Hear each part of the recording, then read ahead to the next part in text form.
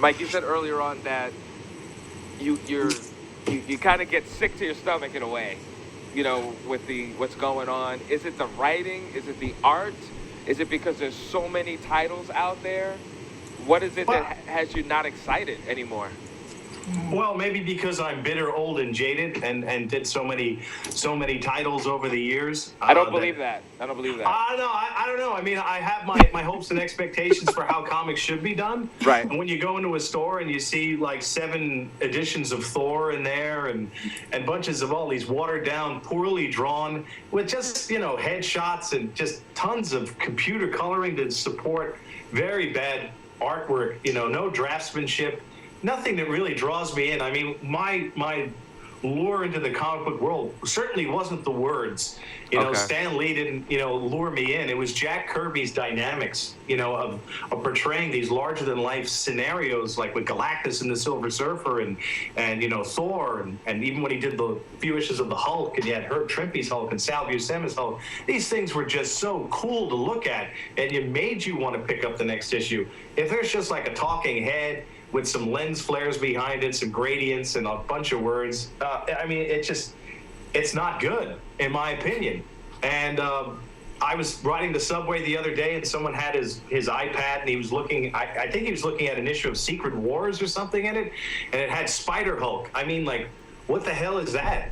And Werewolf by Night. I mean, granted, I feel like I'm, like I just woke up from a coma after 20 years, and here's what the comic book industry is like, because I've stayed away from it so much. I made a concerted effort to just divorce myself from it, because I had enough, for many reasons, not only just personal, just the business side of it, and so many people have been hurt, I knew, over the years by Marvel's dealings, just like normal people working in the bullpen getting fired for just for cost savings, and now their billion dollar company owns them and they don't hire anyone back. I have my many reasons. Right. When I go into a store, it's like, hey, Mike, could you go into a store with me? I'm like, yeah, okay. And then I'm like, it's not the same. I don't have that same wow factor anymore. And that's just me. It doesn't mean that there aren't fans going in there who are just really impressed with what's going on. Today's artist, maybe they're Jack Kirby. I kind of say that tongue in cheek, but with a bit of a grin on. That's why I have a Yoda face. Because like, who am I to say like what's today's fans supposed to like? I know what I like, and I don't like what I see, and I keep it pretty quiet too. Like even when Dean said come on the show, I'm like, I don't really like to. Like, I have my opinions, I let them out, but wow, it's a bad scene out there. When you were, I also said that you worked for Jim Lee's Wildstorm production. Yeah. What was it like working there? Because they were part of Heroes Reborn, weren't they? Yeah, Heroes Stillborn. Yeah, that the little background on that.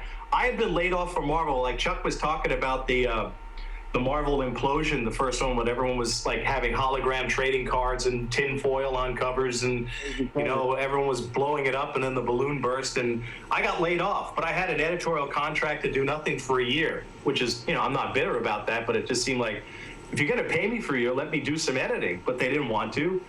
So I went out west. I interviewed with my old buddy Mike Heisler. Shout out to my buddy Mike Heisler, who had moved out west, and he was the editor-in-chief of Wildstorm out there.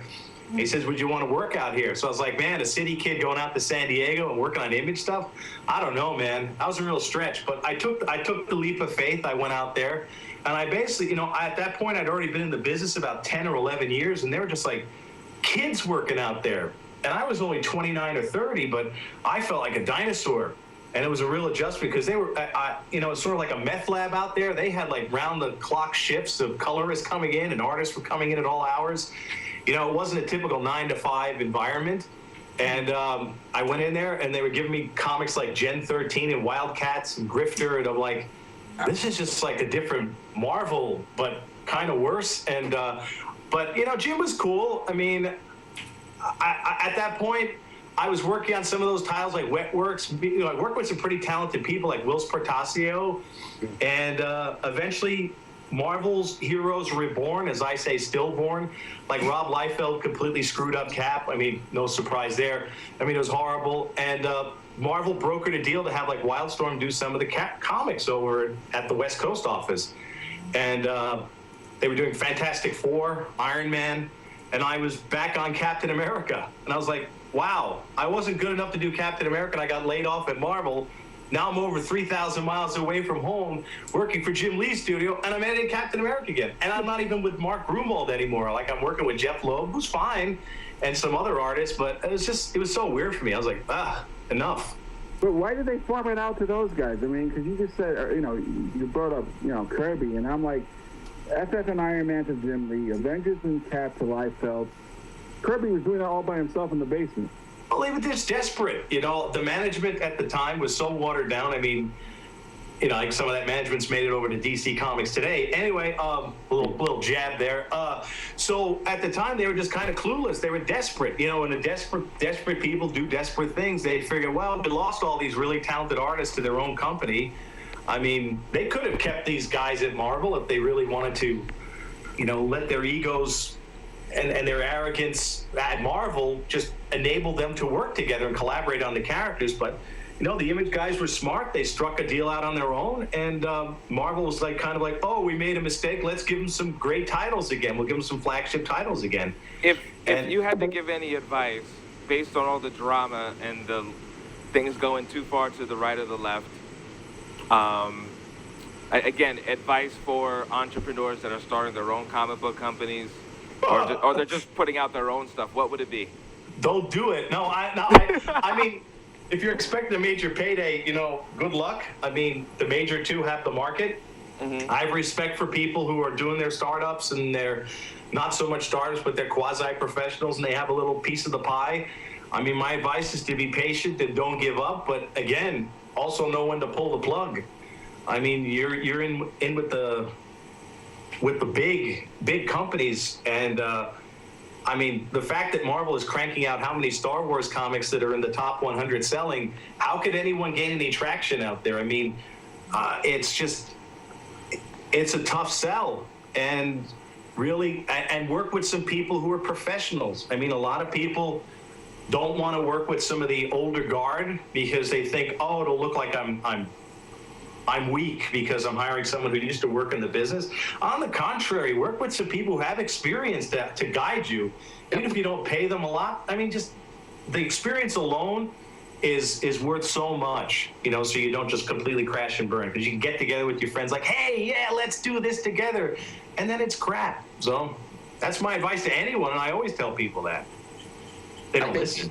I think the older generation guys, I'm not, again, taking jabs at anybody. I would rather work with them than work with some of the new people. I mean, that experience, you can't get that, man. And I think I'm with Mike on that. I stayed out of comic book stores for years. I still don't go in those things. I think I got to a point where I didn't want any of that stuff influencing anything that I created.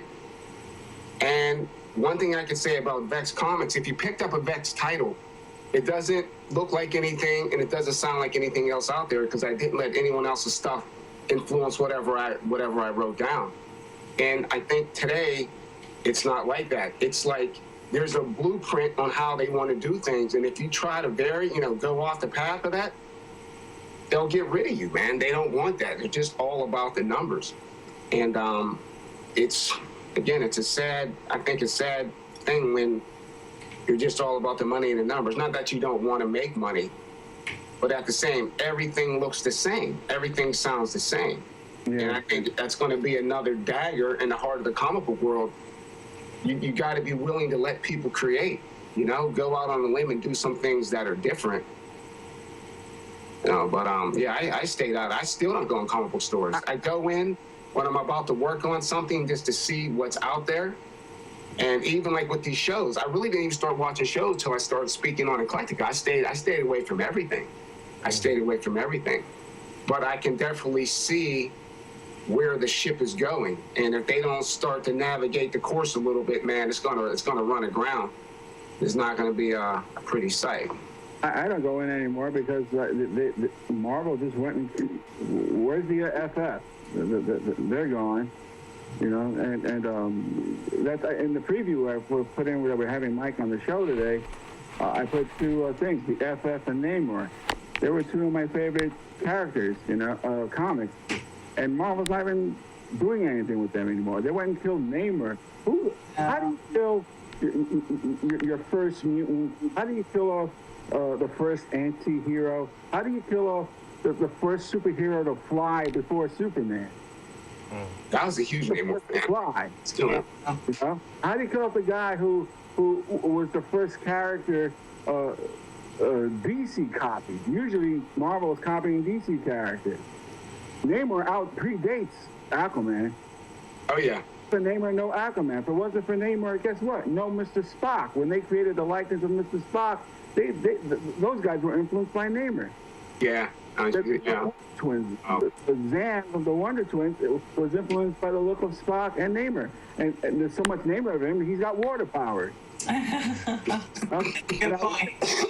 Well, before we go, I want to make sure that we talk about